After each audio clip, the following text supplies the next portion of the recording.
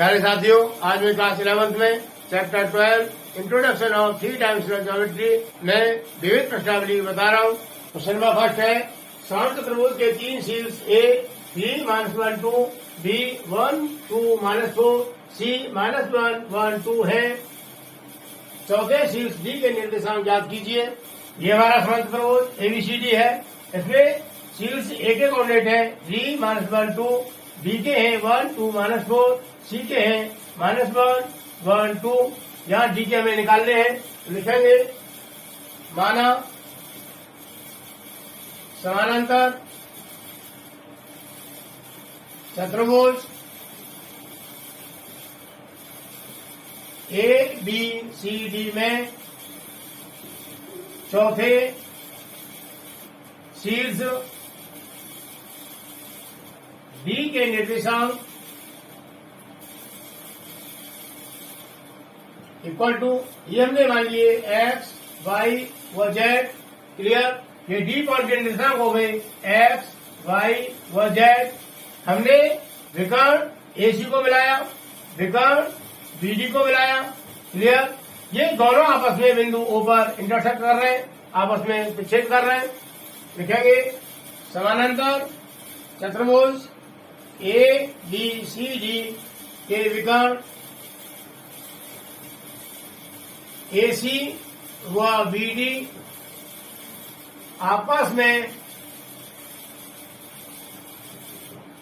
एक दूसरे को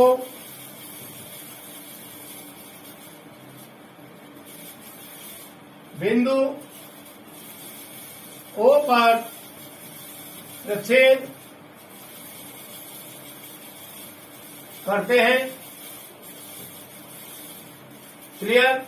लेकिन हम जानते हैं कि समान चतुर्भुज के विकर्ण एक दूसरे को समद्विभाजित करते हैं। लिखेंगे हम जानते हैं कि समानांतर चतुर्भुज के विकर्ण आपस में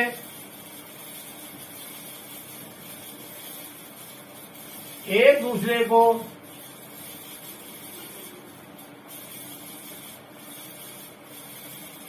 समद्विभाजित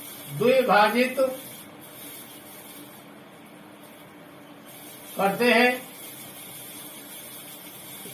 इसका क्या मतलब हुआ? इसका मतलब हुआ कि जो बिंदु O है एसी विकर्ण को दो बराबर भागों में बांट रहा है। इसी प्रकार विकर्ण बीडी को बिंदु O दो बराबर भागों में बांट रहा है।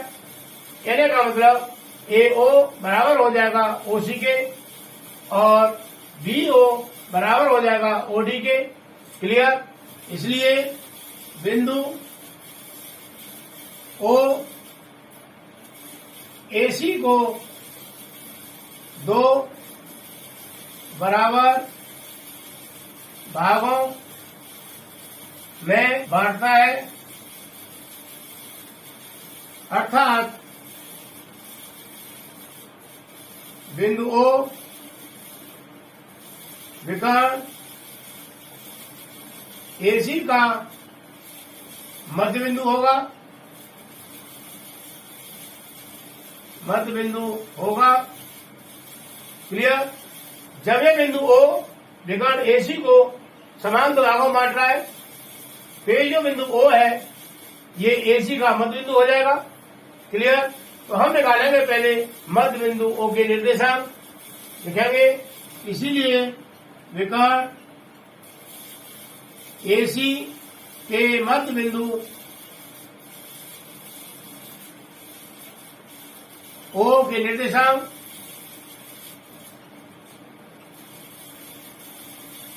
इक्वल टू, इसका एक्स कोऑर्डिनेट हो जाएगा x1 plus x2 upon 2। Clear. इसके लिए बिंदु ए के कोऑर्डिनेट ये जो 3 है ये हो जाएगा x1 -1 हो जाएगा y1 और 2 हो जाएगा z1। क्लियर। और बिंदु सी में -1 हो जाएगा x2, 1 हो जाएगा y2 और 2 हो जाएगा z2। क्लियर। तो ये मान हम यहाँ लगा देंगे फॉर्मूले में। तो ये हो जाएगा x1 है हमारा यहाँ से 3 प्लस F2 है -1, इसको लिखेंगे ब्रैकेट के अंदर upon 2 equal to 3 plus into minus, minus हो जाएगा 1 upon 2 equal to 2 upon 2 equal to 1। Clear. इसी प्रकार y कोऑर्डिनेट हो जाएगा y1 plus y2 upon 2 equal to y1 है हमारा -1 प्लस y2 है 1 अपॉन 2 -1 और प्लस 1 0 हो जाएगा 0 अपॉन 2 इक्वल टू 0। क्लियर। और z कोऑर्डिनेट होगा इसी प्रकार z1 plus z2 upon 2 equal to z1 है हमारा यहाँ से 2 प्लस z2 है 2 upon 2 equal to 4 upon 2 equal to 2।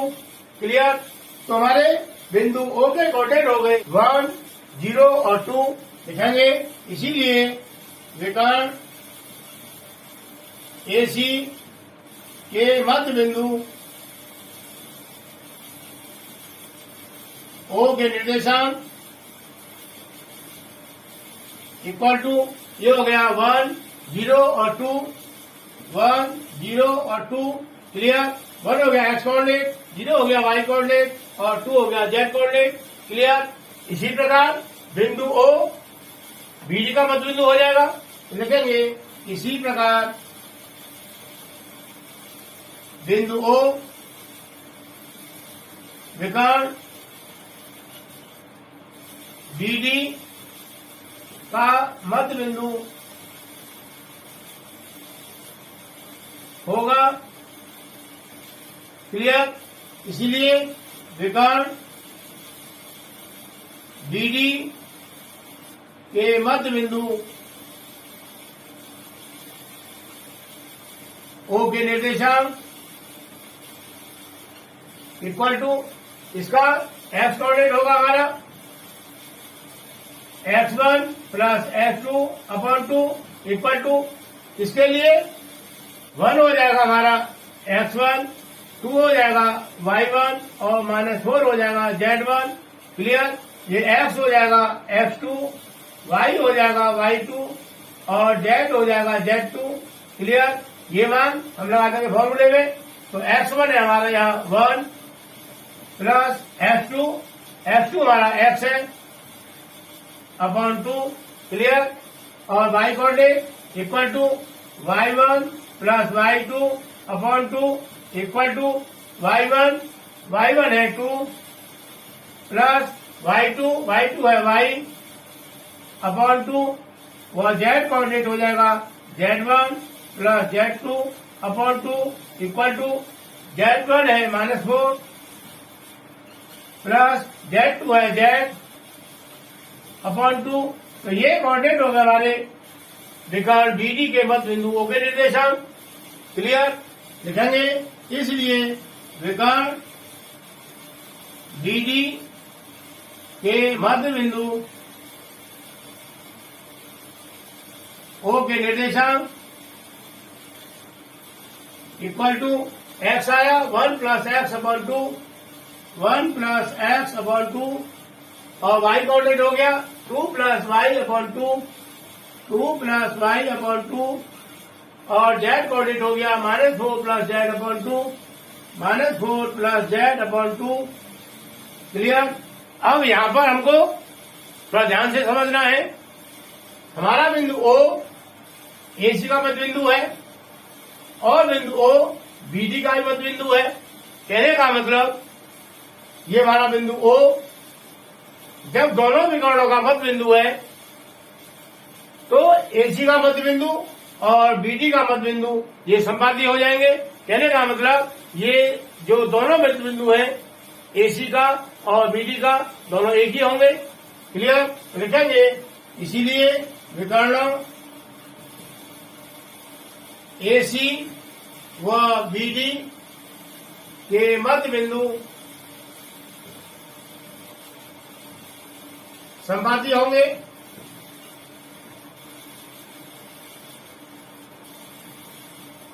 Clear. अर्थात विकर्ण AC का मध्य बिंदु व विकर्ण BD का मध्य बिंदु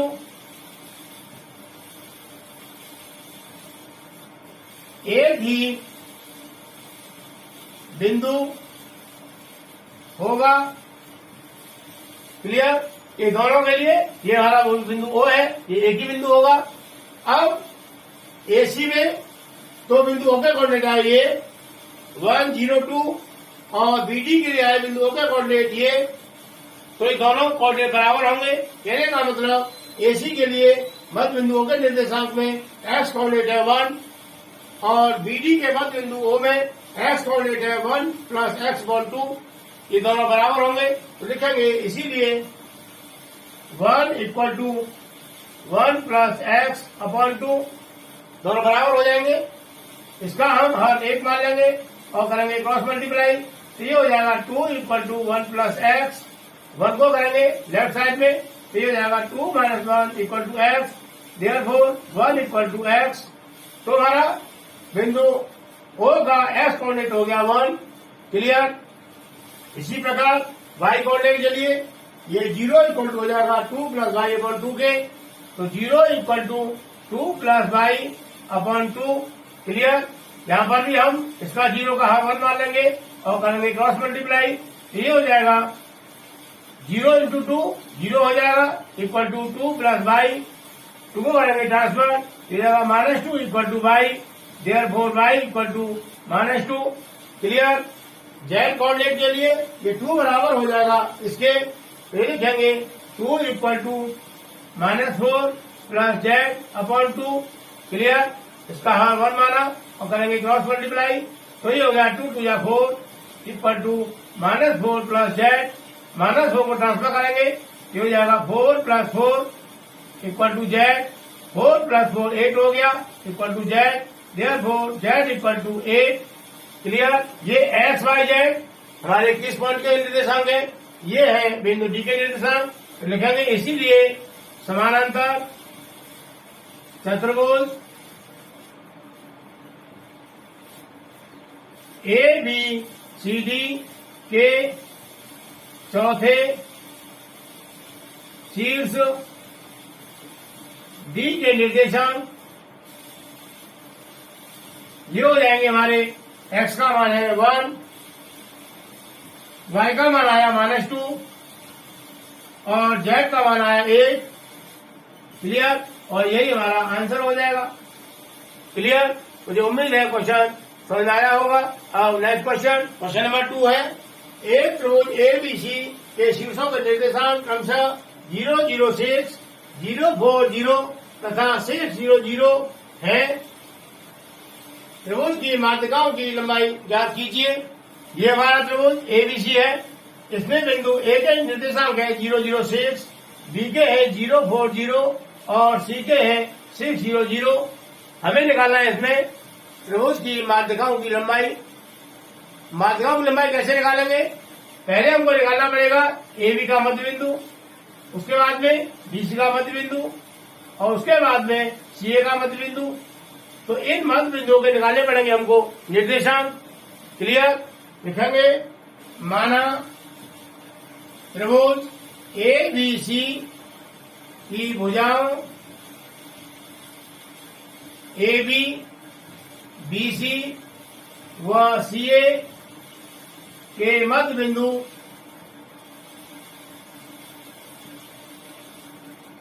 क्रमशः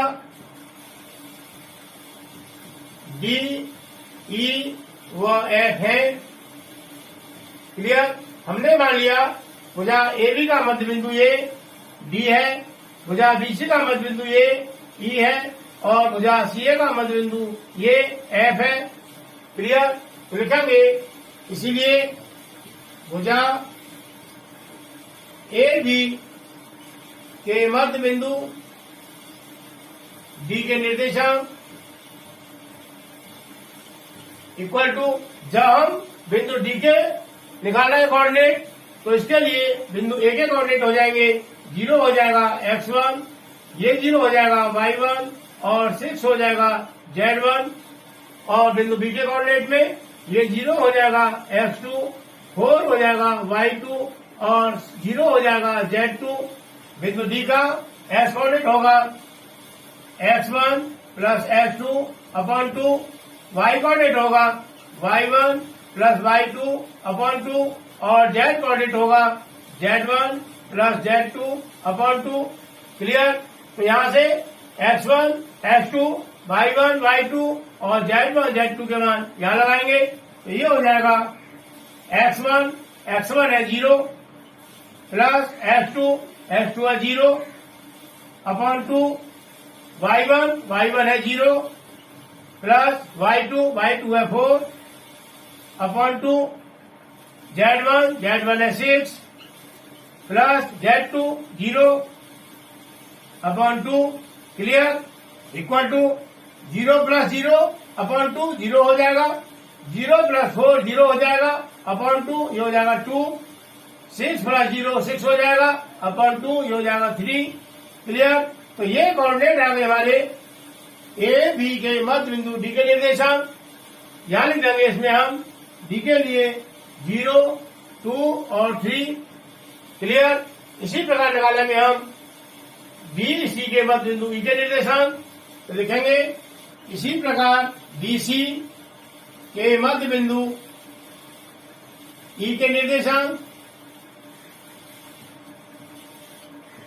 इक्वल टू बी सी के मध्य बिंदु ई के कोऑर्डिनेट निकालने के लिए ये बी के कोऑर्डिनेट है, ये हो जाएंगे 0 हो जाएगा x1, 4 हो जाएगा y1 और 0 हो जाएगा z1। क्लियर? और बिंदु सी के में ये 6 हो जाएगा x2, 0 हो जाएगा y2 और 0 हो जाएगा ये z2। Clear? x1 plus x2 upon 2, y coordinate के लिए y1 प्लस y2 अपॉन 2 और z कोऑर्डिनेट के लिए z1 plus z2 upon 2। Clear? Equal to x1 है यहाँ 0, यहाँ 0 प्लस x2 है 6 अपॉन 2, y1 है 4 प्लस y2 है हमारा 0 अपॉन 2। इसके बाद में z1 है 0 प्लस z2 भी 0 है upon 2। Clear? Equal to 6 plus 0 6 हो जाएगा अपॉन 2 करेंगे तो आएगा 3, 4 प्लस 0 4 हो जाएगा अपॉन 2 करेंगे तो आएगा 2 और 0 प्लस 0 0 हो जाएगा अपॉन 2 करेंगे तो हो जाएगा 0। इस प्रकार बीसी के मध्य बिंदु ई के कोऑर्डिनेट आ गए 3, 2, 0 3, 2, 0। क्लियर? इसी प्रकार सी ए के मध्य बिंदु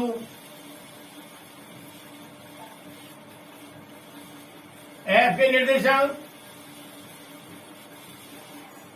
ये हो जाएगा x1 plus x2 upon 2, y coordinate हो जाएगा y1 प्लस y2 अपॉन 2 और z कोऑर्डिनेट हो जाएगा z1 plus z2 upon 2। Clear? C A के लिए हमारे सी के कोऑर्डिनेट हो जाएंगे 6 हो जाएगा x1, 0 हो जाएगा y1 और ये 0 हो जाएगा z1। क्लियर? और बिंदु ए के कोऑर्डिनेट ये हो जाएगा x2, 0 हो जाएगा y2 और ये वाला 6 हो जाएगा z2। क्लियर? ये मान लगाएंगे फॉर्मूले में इक्वल टू x1 है हमारा 6 प्लस x2 है 0 अपॉन 2, y1 है 0 प्लस y2 है 0 अपॉन 2, z1 है 0 प्लस z2 है 6 अपॉन 2 इक्वल टू 6 प्लस 0 6 हो गया अपॉन 2 करेंगे तो आएगा 3, 0 प्लस 0 0 अपॉन 2 करेंगे तो आएगा 0, 0 प्लस 6 अपॉन 2 करेंगे तो आएगा 3। क्लियर? इस प्रकार एसी के मध्य बिंदु ई के कोऑर्डिनेट हो गए 3, 0, 3। क्या लिख देंगे 3, 0, 3। अब हमें निकालनी है माध्यिकाओं की लंबाई, तो हम क्या करेंगे, हमने बिंदु ए को ई से मिलाया तो ये हो गई माध्यिका हमारी ए ई बिंदु बी को मिलाया एफ से, ये माध्यिका हो गई हमारी बी एफ, क्लियर। और बिंदु सी को हमने मिलाया बिंदु डी से, तो ये हो गई हमारी माध्यिका सी डी, क्लियर। इनकी निकालनी है हमें लंबाई। लिखेंगे माध्यिका ए ई की लंबाई इक्वल टू, इसमें लगाना पड़ेगा फॉर्मूला, दो बिंदुओं के बीच की दूरी वाला। क्या हो जाएगा, square root x2 minus x1 का whole square plus y2 minus y1 का whole square plus z2 minus z1 का होल स्क्वायर, क्लियर। ए माध्यिका के लिए ये कोऑर्डिनेट बिंदु ए के है, तो 0 हो जाएगा यहाँ x1, 0 हो जाएगा y1 और ये 6 हो जाएगा z1, और बिंदु ई में ये 3 हो जाएगा x2, 2 हो जाएगा y2 और 0 हो जाएगा z2, क्लियर। ये मान लाएंगे फॉर्मूले में, equal to square root x2, x2 हमारा 3 माइनस x1 है 0 का होल स्क्वायर प्लस y2 है 2 माइनस y1 है 0 का होल स्क्वायर प्लस z2 है 0 माइनस z1 है 6 का whole square equal to square root 3 minus 0, 3 हो गया, और 3 का करेंगे हम स्क्वायर तो 9 आएगा, प्लस 2 माइनस 0 2 आएगा, और 2 का करेंगे स्क्वायर तो 4 हो जाएगा, प्लस 0 माइनस 6 तो माइनस 6 आएगा, और माइनस 6 का करेंगे स्क्वायर तो माइनस 6 इंटू माइनस 6 प्लस का हो जाएगा 36, clear. Equal to square root 36 plus 4 हो गया हमारा 40, और 40 प्लस 9 हो जाएगा 49, इक्वल टू 49 का करेंगे स्क्वायर रूट तो आएगा 7, क्लियर। तो ये हो गई माध्यिका ए ई की लंबाई 7 इकाई, क्लियर। अब निकालेंगे माध्यिका बी एफ की लंबाई, तो लिखेंगे माध्यिका बी एफ की लंबाई इक्वल टू, फॉर्मूला हमारा यही लगेगा, x2 माइनस x1 का whole square plus y2 minus y1 का whole square plus z2 minus z1 का होल स्क्वायर, क्लियर। माध्यिका बी एफ के लिए ये बी के कोऑर्डिनेट हो जाएंगे, 0 हो जाएगा x1, 4 हो जाएगा y1 और ये 0 हो जाएगा z1, और एफ के कोऑर्डिनेट में 3 हो जाएगा x2, 0 हो जाएगा हमारा y2 और 3 हो जाएगा z2, क्लियर। ये मान लगाएंगे फॉर्मूले में, equal to square root x2 हमारा 3 माइनस x1 है 0 का होल स्क्वायर प्लस y2 है 0 माइनस y1 है हमारा 4 का होल स्क्वायर प्लस z2 है 3 माइनस z1 है 0 का whole square equal to 3 minus 0 3 आएगा, और 3 का करेंगे स्क्वायर तो 9 हो जाएगा, प्लस 0 माइनस 4 आएगा, और माइनस 4 का करेंगे स्क्वायर तो आएगा प्लस का 16, प्लस 3 माइनस 0 3 आएगा, और करेंगे स्क्वायर तो आएगा 9, clear. Equal to square root 9 plus 16 हो जाएगा 25, और 25 प्लस 9 ये हो जाएगा हमारा 34 का स्क्वायर रूट आएगा पॉइंट में, तो उसको यही छोड़ देंगे, लिख देंगे इकाई। तो ये स्क्वायर रूट 34 हो गया हमारा माध्यिका बी एफ की लंबाई, क्लियर। अब निकालेंगे माध्यिका सी डी की लंबाई, लिखेंगे माध्यिका सी डी की लंबाई इक्वल टू, फॉर्मूला हमारा वही लगेगा, x2 माइनस x1 का whole square plus y2 minus y1 का whole square plus z2 minus z1 का होल स्क्वायर, क्लियर। माध्यिका CD के लिए ये जो सीधे कोऑर्डिनेट है ये हो जाएंगे 6 हो जाएगा x1, 0 हो जाएगा y1 और ये 0 हो जाएगा z1, और बिंदु D में ये 0 हो जाएगा x2, 2 हो जाएगा y2 और 3 हो जाएगा Z2।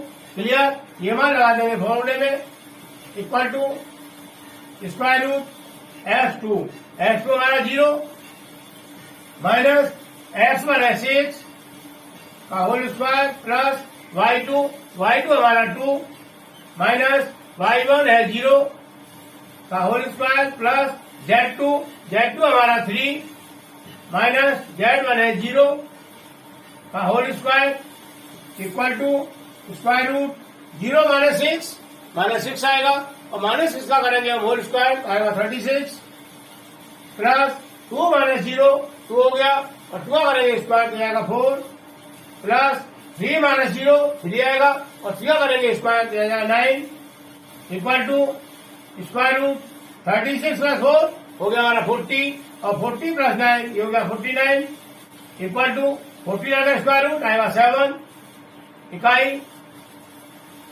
क्लियर, तो ये हो गया माध्यिका सीधी की लंबाई 7 इकाई।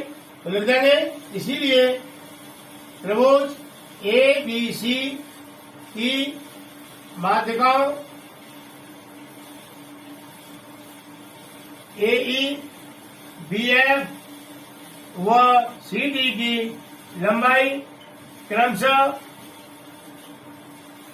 7, स्क्वायर रूट 34 व 7 इकाई है। क्लियर, और यही हमारा आंसर हो जाएगा। मुझे उम्मीद है क्वेश्चन समझ में आया होगा। अब नेक्स्ट क्वेश्चन नंबर 3, यदि त्रिभुज PQR का केंद्र मूल बिंदु है और शीर्ष P 2A 2 6 Q -4 3B -10 और R 8 14 2C है तो ABC के मान ज्ञात करो। यहाँ पर ये हमारा त्रिभुज PQR है, P के कोऑर्डिनेट है 2A 2 6, Q के कोऑर्डिनेट है -4 3B -10 और बिंदु R के कोऑर्डिनेट है 8 14 2C। इसका जो केंद्रक है वो है मूल बिंदु। लिखेंगे माना त्रिभुज PQR के केंद्रक O के निर्देशांक इक्वल टू ये मान लिया हमने X, Y और Z, इसलिए केंद्रक O का X निर्देशांक ये हो जाएगा X1 plus X2 plus X3 upon 3। Clear, इसमें बिंदु P के कोऑर्डिनेटों में ये 2A हो जाएगा हमारा X1, 2 हो जाएगा Y1 और 6 हो जाएगा Z1।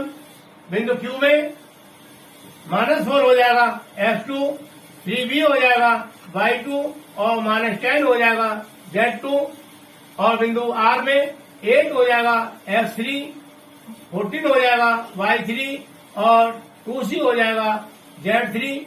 क्लियर, ये मान हम यहां लगा देंगे इक्वल टू X1 है 2A प्लस X2 हमारा -4 उसको लिखेंगे ब्रैकेट के अंदर प्लस X3 हमारा 8 upon 3 equal to 2A plus into minus हो जाएगा 4 प्लस का 8 अपॉन 3 इक्वल टू 2A -4 और प्लस का 8 प्लस का 4 आएगा अपॉन 3। तो ये हो गया हमारा केंद्रक O का X coordinate.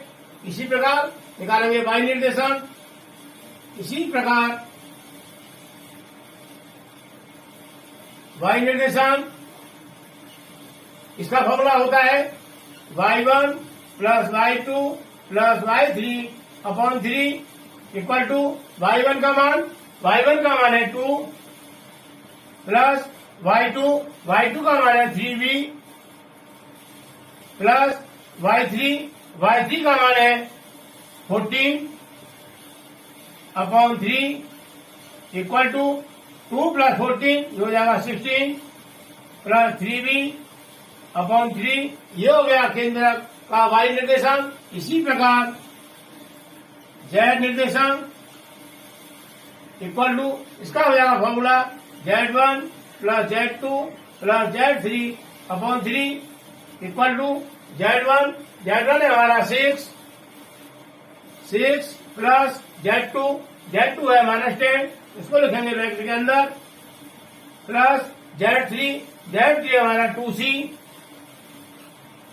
Upon 3 equal to 6 plus into minus हो जाएगा, प्लस के 2C upon 3 equal to 6 minus 10 -4 आएगा, प्लस 2C अपॉन 3।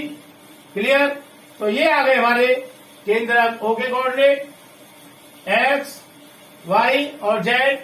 लेकिन हमें क्वेश्चन में क्या दिया है कि यदि त्रिभुज PQR का केंद्रक मूल बिंदु है, हमें ये मालूम होना चाहिए कि मूल बिंदु के निर्देशांक क्या होते हैं, मूल बिंदु क्या होता है। तो लिखेंगे हम जानते हैं कि त्रिभुज के मूल बिंदु के निर्देशांक ये होते हैं 0, 0 और 0। इसमें S कोऑर्डिनेट 0 होगा, Y कोऑर्डिनेट 0 होगा और Z कोऑर्डिनेट भी 0 होगा। क्लियर? ये जो मूल बिंदु है ये है हमारा केंद्रक, बोल रखा है केंद्रक मूल बिंदु है। क्लियर? तो ये बिंदु हो गए हमारे, ये भी केंद्र के हो गए, और ये जो हमने निकाले हैं ये भी केंद्र के हो गए, दोनों बिंदु केंद्रक के हैं। तो क्या होगा, ये वाला एक्स कोऑर्डिनेट इस एक्स कोऑर्डिनेट के बराबर होगा, वाई कोऑर्डिनेट के बराबर होगा और जेड कोऑर्डिनेट के बराबर होगा। क्लियर? जब दो कोऑर्डिनेट एक ही बिंदु के हैं तो दोनों आपस में बराबर होंगे। क्लियर? तो लिखेंगे, इसीलिए ये केंद्रक O का एक्स कोऑर्डिनेट है, तो लिखेंगे 2a plus 4 upon 3 equal to, ये निर्देशांक भी केंद्र का है, ये 0 है, तो बराबर कर दिया हमने 0 अपॉन 1 माना, करेंगे क्रॉस मल्टीप्लाई, ये हो जाएगा 2a प्लस 4 इक्वल टू 0। तो 2a इक्वल टू हो जाएगा -4 और a इक्वल टू हो जाएगा -4 अपॉन 2 इक्वल टू -2। क्लियर?